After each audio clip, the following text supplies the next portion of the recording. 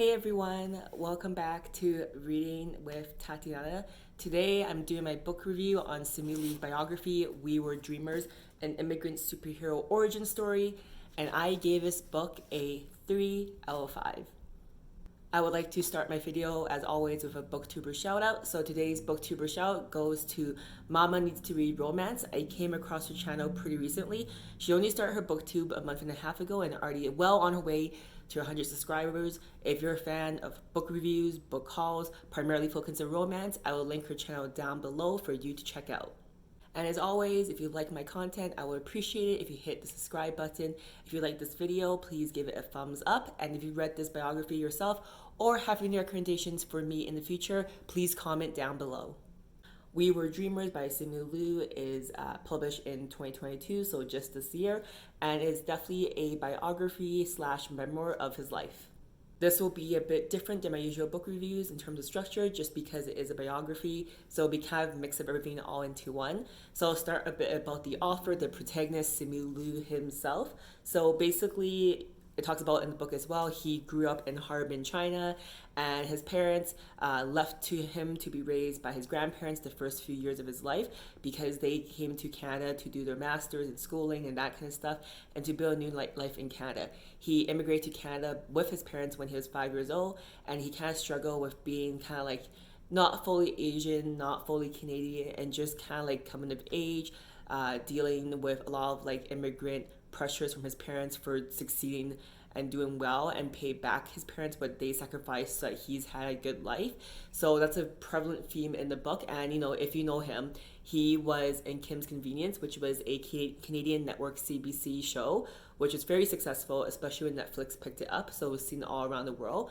And then he got his big break when he played Shang-Chi, which is in the Marvel universe of movies. And I say big break in quotations because I personally think his big break was in Kim's Convenience, but I guess because it is a Canadian broadcast show, maybe it's not seen as popular, but I thought that show was amazing and has good rewatch value. So I personally think his big break was Kim's Convenience, but in this book, he kind of frames it as Shang-Chi and being part of the Marvel universe as his big break. A bit about the book and the story, in addition to more about Simu Liu, is I do want to preface that before this book, I'm not really a huge fan of him.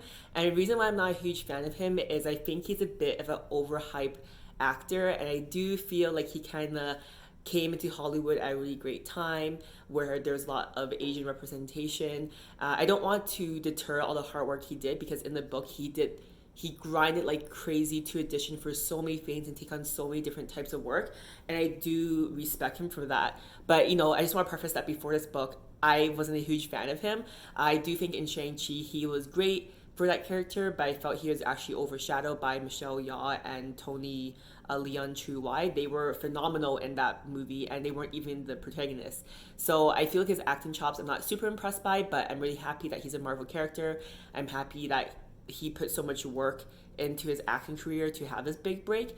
And other reason I don't really like him is there's a Facebook group that lots of Asian people are on called Subtle Asian Traits.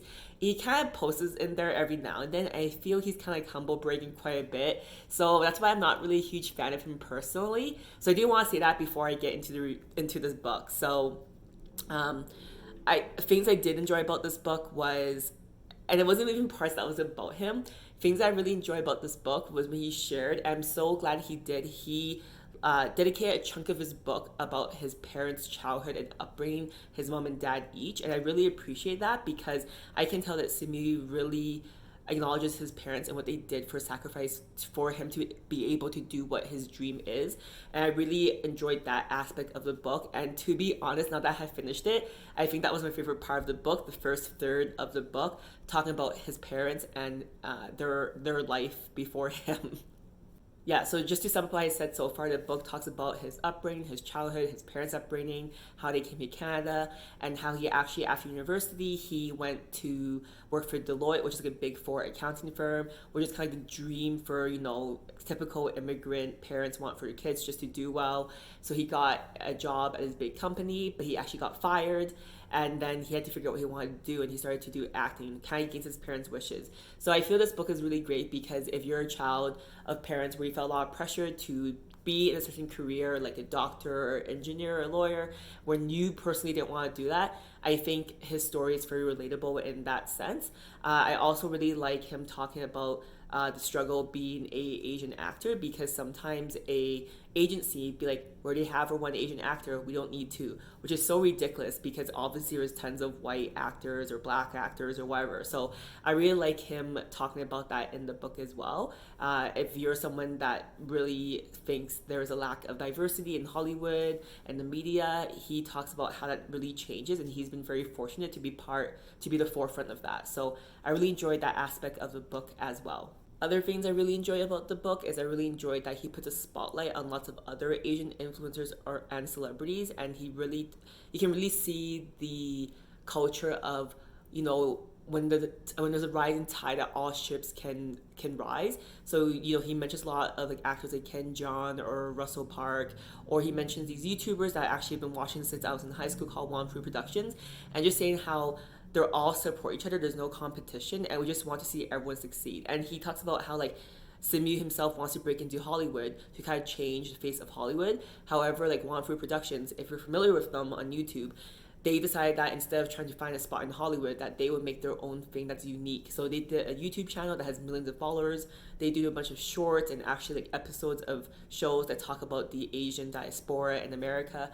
And it's just really great because one thing that Simu talks a lot about is, even though he's an immigrant and not born in America or Canada, it's something that I really experience, is that someone that's born in Canada and being Chinese is, I'm not really Chinese. Like when I go to China, I'm clearly a foreigner.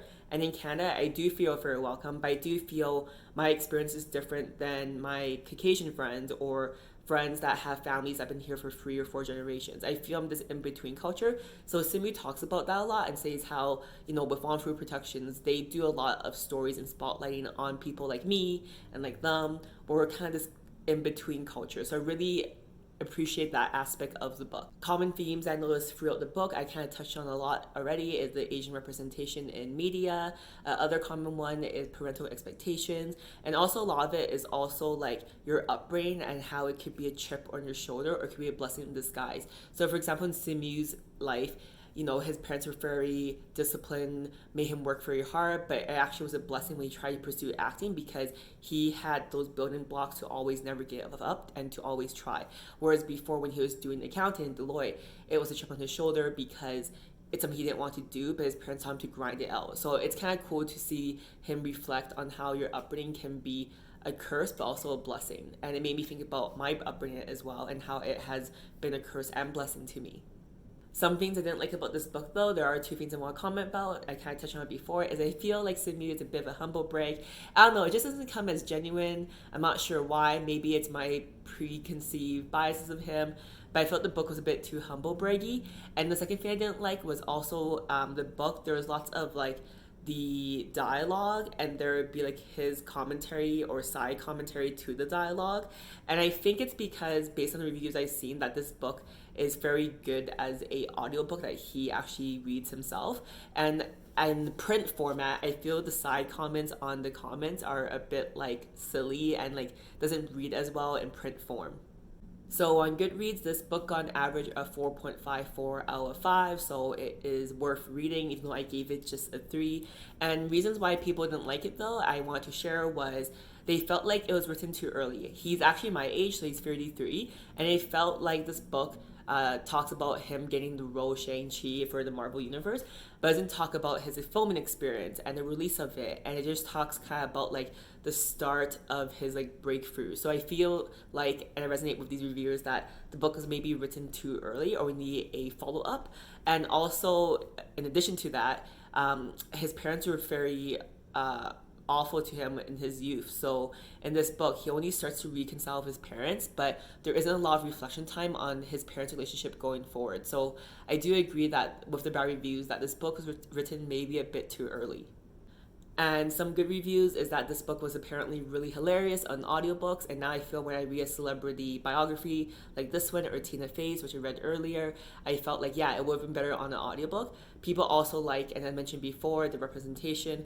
the spotlight on how tough it is to be an Asian American, to be an immigrant child, to pursue your dreams when it really isn't maybe the most successful or easiest dream. So, these are all, I think, themes that we all can relate to as we come to age and also as we kind of figure out our own lives.